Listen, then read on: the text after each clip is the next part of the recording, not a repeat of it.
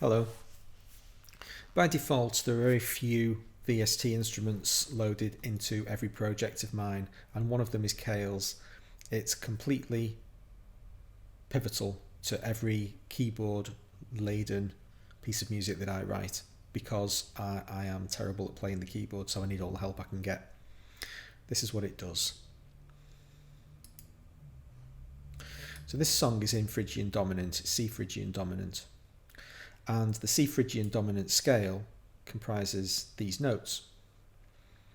That's actually a D flat. Cales doesn't understand music theory to that extent, but it doesn't matter. C sharp, D flat is the same.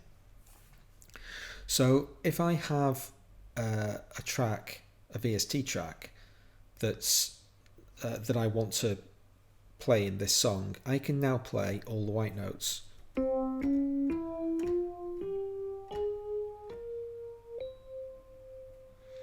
And I hear the scale of C Phrygian dominant.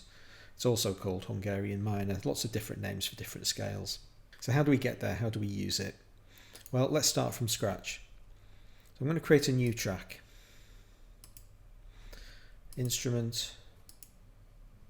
I have it in its own. You can see it's not even a member of another folder. It's the only VST instrument that lives outside of everything, because it's not an instrument in its own right. It's a transformation tool.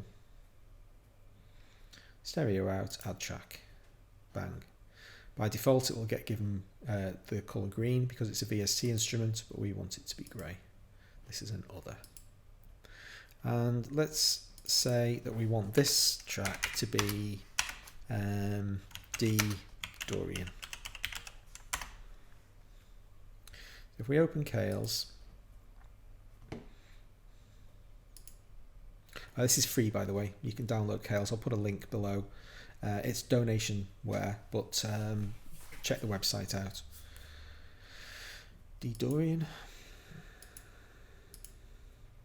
Apply. It'll ask me if I'm sure. Easy mode is the one that ensures that you play all the white keys. So I never turn that off. I just have easy mode on all the time. And now I'm going to press the note of C on my keyboard. It's not making any sound yet because it's not mapped anywhere. But you can see it's playing a D. F, G, A, B, C. So those are the notes of D Dorian. So now we want something to play in D Dorian. This instrument over here is just a simple. So that's playing the scale of C major. If I, instead of routing to all MIDI inputs, which is taking the input from my keyboard, if I route to Cales D Dorian instead, first thing, I'm going to play some notes and nothing will happen. Playing notes, playing notes, playing notes. Why is nothing happening? Because Cales at the moment hasn't been activated. It doesn't know that there's any data to listen to.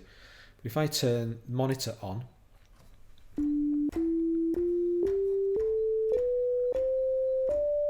that's D Dorian. I'm pressing the note C on the keyboard. Just open the window. So I'm pressing a C on the keyboard, but it's playing a D.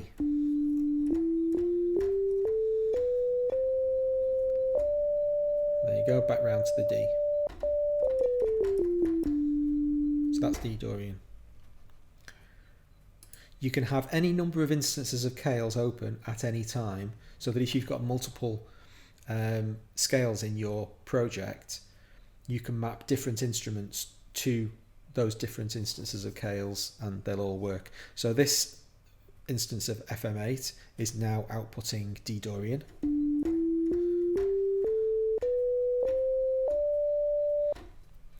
This Rhodes instance over here is outputting C Phrygian dominant.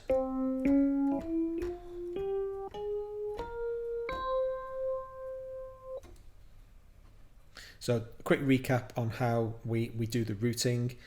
On the VST instrument track itself, instead of taking the input from the keyboard like we would normally do, we take it from Cales. So Cales is going to send information to this instrument.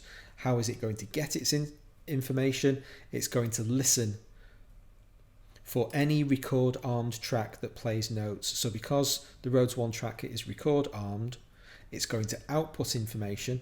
Chaos is going to hear that information. In fact, both instances of Chaos are going to hear that information, but only one of them then routes into this instrument. So you can see that we can have all the instances of Chaos active monitor on an active monitor state at all times, but it's only the record armed tracks that we actually hear any noise. If I record arm that FM8 as well, and I now press the C3 on the keyboard, we're getting a C from the Rhodes piano and a D from the FM8. So if I go up from C to C on the keyboard, it's going to play the C Phrygian dominant scale using the Rhodes piano sound and the D Dorian scale using the FM8 sound, and it'll be horrific.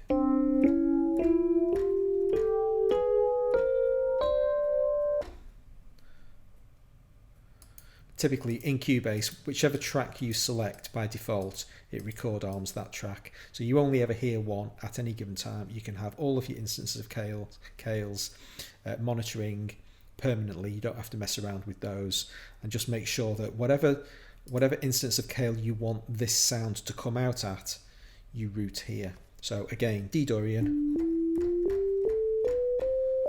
If I switch the FM8 sound to C Phrygian,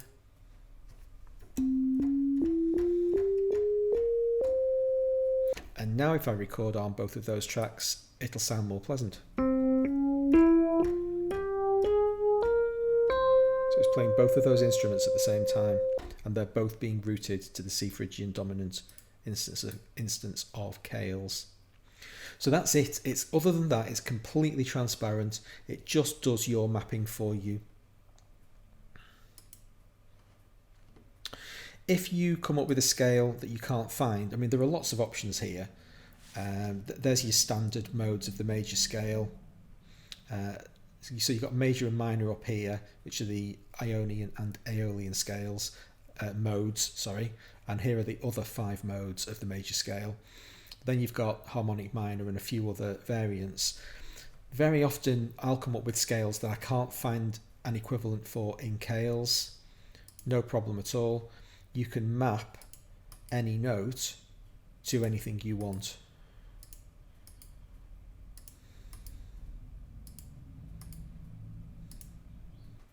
So fantastic for diatonic scales. Anything that's got 7 notes in easy mode, you just get the white keys. If you're going into whole tone or like blues scales or anything that doesn't have 7 notes, a bit trickier. You're now having to start missing out keys, and I don't do those things. I basically make sure that every scale that I write music in has 7 notes. It's not a very big limiting factor. I don't find I've ever suffered from it, but it means I get to use Chaos and I get to use all the white keys. And now I get to play the C Phrygian dominant scale.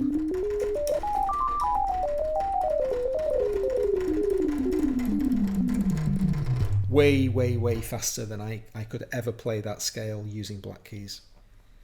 There you go. Chaos. Call it cheating if you like. I don't care. I think it's fantastic. Thanks very much for watching. I'll see you next time.